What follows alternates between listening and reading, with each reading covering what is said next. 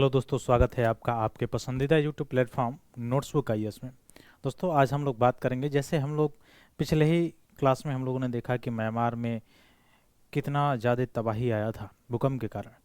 ठीक यह तबाही फिर देखने को मिल रही है ऑस्ट्रेलिया के पूर्व भाग में, प्रशांत महासागर में जो फिजी द्वीप है।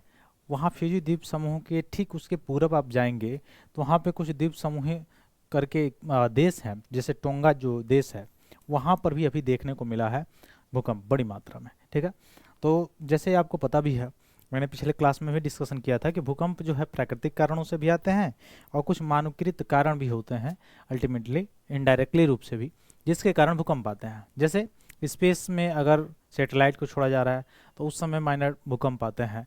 इवन रॉक्स को जो डिस्ट्रीब्यूट किया जाता है, तोड़ा जाता है पहाड़ों में से, वहाँ उस समय भी आता है। ठीक है, युद्ध जब होता है, हमले होते हैं, उस समय भी थोड़े से झटके दिखाई देते हैं।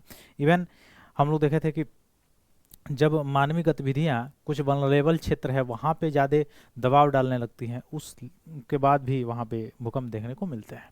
ठीक है, उसके साथ साथ प्राकृतिक कारणों में हम लोग देखे थे चक्रवात आना या पृथ्वी का कंपन करना। अब पृथ्वी कंपन कैसे करती है, तो प्लेट जो होती हैं, जब दो प्लेटें क्या होती हैं आपस में टकराती हैं, जब दो प्लेटें आपस में, अब आपको पता है कि जो प्लेटें हैं पृथ्वी की वो क्या है, गतिशील है, संचलित रहती है, संचलित होती रहती हैं, संचलित होती रहती हैं।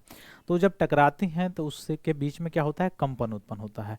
अब जब कंपन होता है उत्पन्न, तो वहाँ पे क्या होता है, क्या आता है, तो वहाँ पे आता है आपका भूकंप। ठीक है, तो वहाँ पे भूकंप आता है। अब भूकंप आता है तो इस जब दो प्लेटें टकराती हैं, मान लीजिए प्लेट ए है और ये प्लेट बी है, ये जब दोनों प्लेटें टकराएंगी तो इसके बीच में क्या होगा, उत्पन्न होगा भूकंप। अब इसका जो है डिस्कशन हमने पहले ही किया म्यांमार में। तो इससे क्या होता है, बड़ी मात्रा में जान माल की हानि होता है, वो भी परमाणु वो भी अगर देखा जाए रिएक्टर स्केल पे, जिसकी तीव्रता 7 से ज़्यादा होती है, 7 से ज़्यादा होती है, वो भूकंप और ज़्यादा थोड़ा सा विनाशकारी होता है। ठीक है, अब ये भूकंप आता क्यों है, तो ये तो आप समझ चुके हैं कि प्लेट के टकराने से, दो प्लेटें जब टकराती हैं तो हम जब जहाँ से उत्पन्न होता है, जिस जगह पे ऊर्जा निकलती है, उसको कहा जाता है अवकेंद्र। क्या कहते हैं, अवकेंद्र। और जहाँ पे धरती पे, पृथ्वी यानी धरातल पे सबसे पहले पहुँचता है, 90 अंश के कोण पे पहुँचता है, तो जहाँ पे धरातल पे सबसे पहले पहुँचता है उसी को कहा जाता है ईपी सेंटर।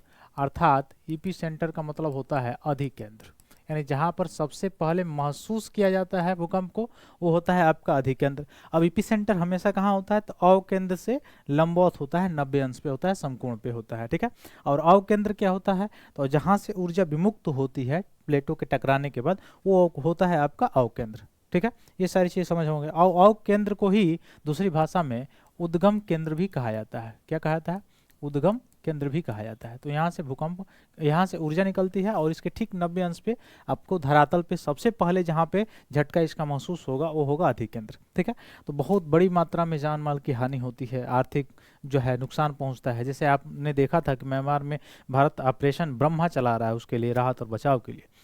तो यह द्वीपीय देश है। अब द्वीपीय देशों में देखिए, जैसे जैसे ग्लोबल वार्मिंग बढ़ेगा, जैसे जैसे जलवायु संकट होगा, इसके कारण क्या होगा, समुद्र का जल का स्तर बढ़ना, टेम्परेचर में बदलाव होना, और उसके कारण जो है भूकंप या के आना जो है ये लाजमी है। ठीक है, तो इस सब कारण है जिसके कारण और ज़्यादा है रेपिटेशन में, संख्या में यह भूकंपों का मात्रा जो है क्या हो रहा है, बढ़ रहा है। ठीक है, वैसे भारत में भी हम लोग देखे थे वल्नरेबल जो क्षेत्र है, हिमालयी क्षेत्र हमारा किस में आता है, वल्नरेबल में आता है, जहाँ पे भूकंप, जैसे गुजरात वाला जो क्षेत्र है वो भी वल्नरेबल में आता है, हमारा जो साउथ ईस्ट वाला जो जितना भी स्टेट है वो भी वल्नरेबल क्षेत्र में आता है। तो वहाँ पे कैसे अर्बनाइजेशन किया जाए, कैसे जो है वहाँ पे लोगों का बसाव किया जाए, किस तरह से उसमें बिल्डिंग जो मटेरियल्स हैं, किस मटेरियल से और किस स्ट्रक्चर में बनाया जाए ताकि भूकंप रोधी हो, भूकंप से बचाव किया जा सकता है, इसकी भी क्या है, आवश्यकता है, इसकी टेक्नोलॉजी, इसकी जानकारी की भी आवश्यकता है। ठीक है, तो ये तो रहा अवकेंद्र और अधिकेंद्र की बात। अब भूकंपी तरंग जब यहाँ से निकलता है तो यह क्या निकलती है, इसमें से तरंग निकलती है। अब उस तरंग को क्या कहा जाता है, भूकंपी तरंग कहा जाता है। क्या कहा जाता है, भूकंपीय तरंग कहते हैं। अब भूकंपीय तरंगे जो होती हैं दो प्रकार की होती हैं, कौन कौन सी, तो एक होती है भूगर्भिक तरंगे, एक होती है कौन सा, भूगर्भिक, और एक जो होती है उसको कहते हैं धरातली तरंगे। ठीक है, धरातली तरंगे। तो आपको पता होगा ये भूगर्भिक तरंगों से ही धरातली तरंगों का निर्माण होता है, और धरातली तरंगे बहुत ज़्यादा विनाशकारी होती हैं, ठीक है। और जैसे जैसे जिस जिस घनत्व में जाती हैं इनका तीव्रता भी बढ़ते चला जाता है। अगर घनत्व ज़्यादा होगा तो तीव्रता भी बढ़ेगी। डायरेक्शन इनका इधर उधर होना परावर्तन आवर्तन के कारण होता है, भूगर्भिक तरंगों का ही के ही कारण होता है। भूगर्भिक तरंगे जो होती हैं वो मुख्यतः दो प्रकार की होती हैं। एक पी तरंगे जिसको प्राइमरी तरंग वेव कहा जाता है, प्रारंभिक तरंग कहा जाता है। एक होता है सेकेंडरी तरंग यानी द्वितीयक तरंगे, एस तरंगे। तो जो पी तरंगे होती हैं वह ठोस, द्रव और गैस तीनों माध्यम में चल सकती हैं। तो इसके लिए चलने के लिए माध्यम की आवश्यकता है, और कैसा है, ध्वनि की जैसे चलेगी यानी अनुदैर्ध्य तरंग के जैसे चलती है। तो पी तरंग अनुदैर्ध्य तरंगे, ठोस, द्रव, गैस इस तरह से चलेंगी। तो ये तीनों माध्यमों में संचरित हो सकती हैं। कौन सी तरंगे? पी तरंगे। और कैसे चलती हैं? समानांतर। इनके कण जो होते हैं वो कैसे चलते हैं? समानांतर चलते हैं। और पृथ्वी पर धरातल पर सबसे पहले यही महसूस किए जाते हैं। कौन से तरंगे? पी तरंगे। वैसे सेकेंडरी तरंगे, द्वितीयक तरंगे क्यों कहा जाता है? ये केवल और केवल सॉलिड में यानी ठोस में ही संचरित कर सकती हैं, बाकी अन्य किसी माध्यम में संचरित ये नहीं कर सकती हैं, और धरातल पर सबसे बाद में महसूस की जाती हैं, ठीक है। तो ये तो हो गया प्राइमरी और सेकेंडरी। और यस तरंगे जो होती है कैसे? तो और लंबवत, अपने कणों के लंबवत गति करती हैं, ठीक है। अपने कणों को कितना 90 अंश पे लंबवत क्या करती हैं? गति करती हैं। कौन? यस तरंगे। और पी तरंगे जो होते हैं कैसे? समानांतर गति करती हैं, अपने कणों के समानांतर गति करती है। ये चीजें हो गई।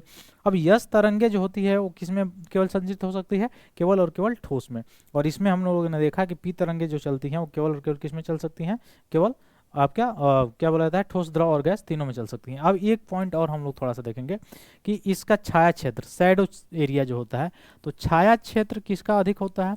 एस तरंगों का अधिक होता है। यानी एस तरंगे 105 अंश से परे या 105 अंश से अधिक कोण पे क्या हो जाता है? शैडो एरिया हो जाता है। उसके बाद से वो तरंगे गमन नहीं करती हैं। लेकिन पी तरंगे जो होती हैं वो केवल 105 से 145 डिग्री के आसपास ही क्या करती हैं? छाया क्षेत्र इसका रहता है, बाकी उसके बाद से इसका छाया क्षेत्र नहीं होता है। इसका मतलब हम देख पा रहे हैं कि पी तरंगों का छाया क्षेत्र कम होता है और एस तरंगों का छाया क्षेत्र ज्यादा होता है। इसका मतलब क्या हुआ कि पी तरंगे ज्यादा मात्रा में कवर करती हैं, ज्यादा पृथ्वी के धरातल से लेकर सारी चीजों पे कवर करती हैं। लेकिन एस तरंगे जो होती हैं वो बहुत कम मात्रा में, बहुत कम जगह को क्या करती है? कवर करती है, क्योंकि इसका शैडो एरिया ज्यादा है, ठीक है। अब चलिए हम लोग देखते हैं जो ये देश टोंगा द्वीप है वो कहाँ पे है? तो ऑस्ट्रेलिया का जो पूरब में आप जाएंगे तो फिजी है, और फिजी के पूरब में आप जाएंगे तो ये टोंगा द्वीप आपको देखने को मिलेगा, ठीक है।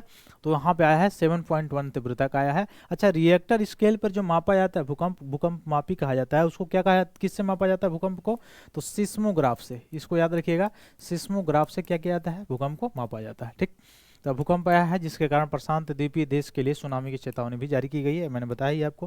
क्या यह जो है आपका फिजी है, देखिए ये आपका ऑस्ट्रेलिया है, उसके बाद से ये पापुआ न्यू गिनी है, और इसके आप पूरब में चलते चलेंगे, ठीक है। तो इसमें आपको पैसिफिक सी में क्या दिखाई देगा? फिजी।